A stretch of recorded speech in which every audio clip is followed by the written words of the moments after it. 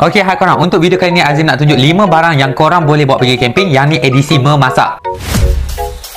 Untuk set memasak yang pertama, Azim nak tunjuk dekat korang adalah set cookware daripada Hutan King. Yang ni kalau korang beli memang korang akan dapat set lengkap lah. Korang akan dapat pot cover, dapat 3 mangkuk sebab yang ni 2 ke 3 orang makan. Kemudian abang akan dapat teapot, dapat soup spoon, dapat rice spoon, teapot, dan juga yang terakhir korang akan dapat pan cover. Untuk set memasak ni memang lengkap kalau korang bawa pergi camping. Yang Azim tunjuk ni adalah set B, set cookware daripada Hutan King. Kalau korang beli, korang akan dapat storage bag yang macam Azim tengah tunjuk sekarang. So set kedua, set memasak, korang boleh beli kita punya BBQ stove. Dan ni kalau korang nak buat BBQ ke, nak masak-masak, nak bakar-bakar, korang boleh pakai kita punya BBQ stove daripada Hutan King. Belian ni kita akan bagi dekat korang dalam kotak. Item ketiga ni pun sangat-sangat penting kalau korang nak bawa pergi camping. Nampak tak? Yang ni korang akan dapat 8 item termasuk storage bag. Korang akan dapat senduk, sudik, food clip, bottle opener, scissor sekali dengan cover, pisau sekali dengan cover, dan yang terakhir korang akan dapat chopping board macam ni. Yang keempat, korang perlu sediakan stove mini daripada Hutan King. Kalau korang nak yang besar pun kita ada tahu. Korang boleh pilih yang portable stove. Yang ni Lotus stove daripada Hutan King, boleh masak untuk 1 ke 2 orang. Untuk dapur gas memang korang kena ada kalau pergi camping. Dan yang terakhir, korang kena beli dengan Hutan King punya seasoning set. Memang memudahkan korang ketika memasak sewaktu camping. Yang ni sama juga, korang akan dapat 8 item termasuk dengan storage bag. Kita akan bagi liquid bottle 120ml ni 3 botol,